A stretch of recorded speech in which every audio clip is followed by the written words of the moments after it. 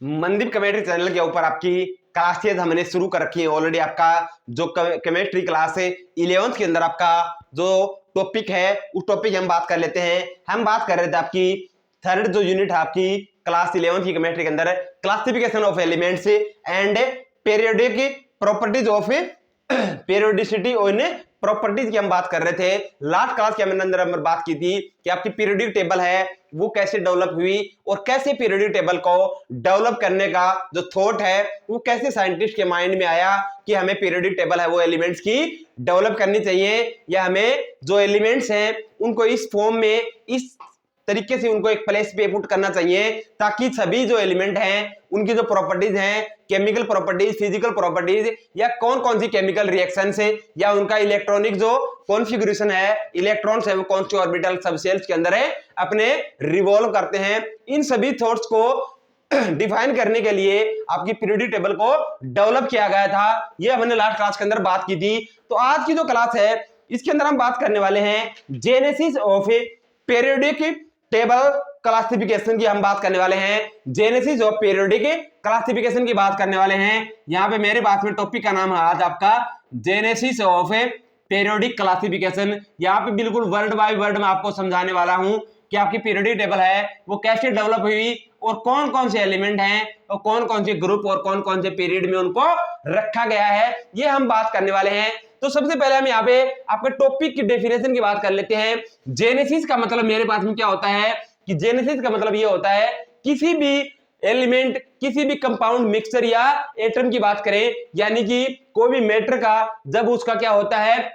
यानी कि बर्थ होता है, उसका उद्भव होता है, यानी कि वो कहां से निकलना स्टार्ट हुआ है वो हम बात कर रहे हैं जेनेसिस, यानी कि किसी भी थिंग का आपका उद्भव होना, यानी कि वो चीज है वो बनना स्टार्ट हो जाती है। पीरियोडिक का मतलब क्या होता है? पीरियोडिक का मतलब होता है नियमित रूप से, कंटिन्यूस फॉर्म की बात कर रहे हैं आप, आपकी नियमित रूप से, या आप इसको बोल सकते हो कंटिन्यूस बोल सकते हो, उसको आप कंटिन्यूस भी हम उसको बोल सकते हैं। नेक्स्ट मेरे पास में वर्ड है क्लासिफिकेशन, और क्लासिफिकेशन का सभी को पता होता है यानी कि वर्गीकरण करना, वर्गीकरण करना यानी कि डिवाइडेशन करना किसी भी थिंग का। यहां पे हम डिवाइडेशन कर रहे हैं एलिमेंट्स का, यानी कि हमारे पास में ऑलमोस्ट आपके 118 प्लस आपके एलिमेंट हैं, उनको एक टेबल के अंदर पुट किया गया है। उनको उनकी प्रॉपर्टीज के ब्याह पे, उनकी केमिकल रिएक्शन के ब्याह पे, उनकी फिजिकल उनकी प्रॉपर्टीज हैं उनके ब्याह पे उनको पुट किया गया है कि कौन से एलिमेंट को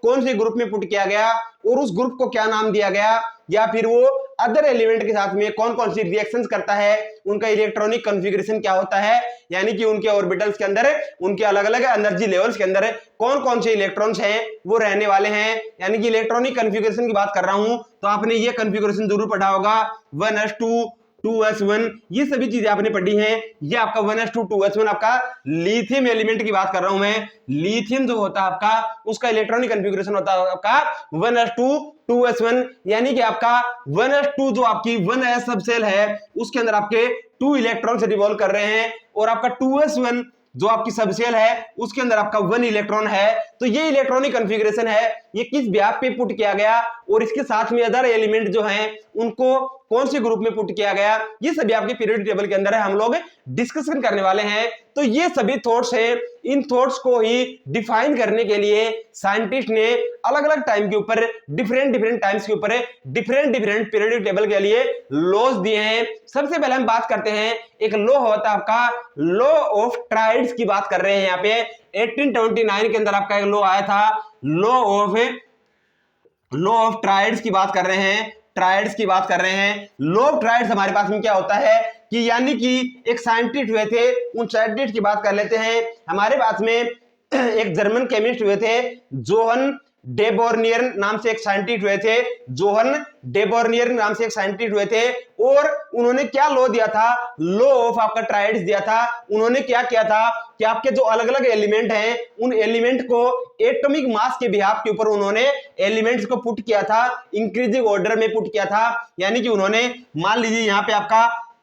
मैं एक एलिमेंट पुट करता हूं, लिथियम पुट कर दिया, इसके बाद में आपका एलिमेंट में पुट करने जा रहा हूं, वो करने जा रहा हूं आपका सोडियम, उसके बाद में उन्होंने किया था आपका पोटेशियम को किया, पोटेशियम को उन्होंने किया। अब मेरे पास में जो एटॉमिक मास होता है आपका लिथियम का, वो मेरे भाई आपका होता है 7, और आपका सोडियम का जो एटॉमिक मास होता है 23 होता है।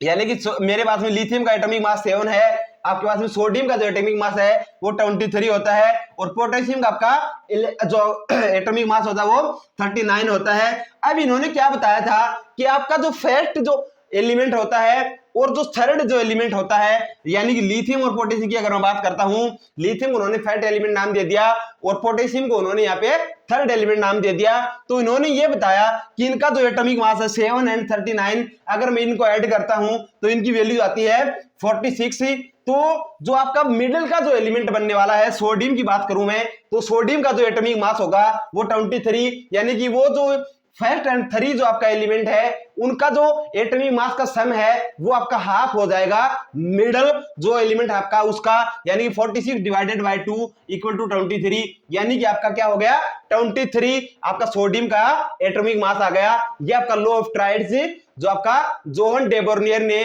18 ईयर के अंदर दिया था, 1829 में दिया गया था, और 18 में इन्होंने इसका क्या किया था, इनका इन्वेंशन करना स्टार्ट किया था। अब हम बात करते हैं हमारे पास में सिमिलरली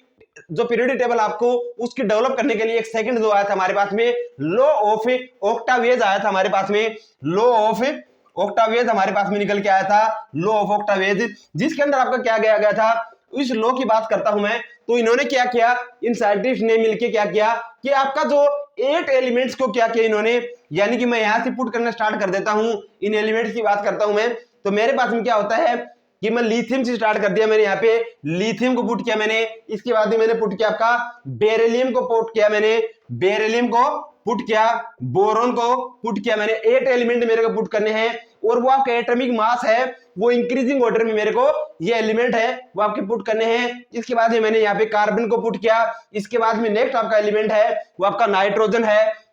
नाइट्रोजन आपका एलिमेंट है, इसके बाद में आपका ऑक्सीजन है, इसके बाद में आपका फ्लोरीन है, और आपका मैं यहाँ पे ले लेता हूं फ्लोरीन है, और नेक्स्ट जो एलिमेंट है मेरा वो मैंने ले लिया यहाँ पे आपका सोडियम ले लिया। अब मेरे पास में क्या हो जाएगा कि आपका एटॉमिक मास की मैं यहाँ पे बात कर रहा था, आपका लिथियम जो है इसका एटॉमिक मास आपका 7 हो गया, बेरिलियम का आपका एटॉमिक मास है वो आपका 9 हो गया, बोरॉन आपका एटॉमिक मास है वो आपका 11 हो गया, और नेक्स्ट हम बात करें कार्बन का एटॉमिक मास आपका 12 हो गया, नाइट्रोजन का आपका एटॉमिक मास है वो 14 हो गया, 14, और ऑक्सीजन का आपका 16 हो गया। फ्लोरीन की अगर एटॉमिक मास की बात करूं तो होता है 19 आपका, और हम बात कर रहे हैं आपकी नेक्स्ट 23 सोडियम का हो गया।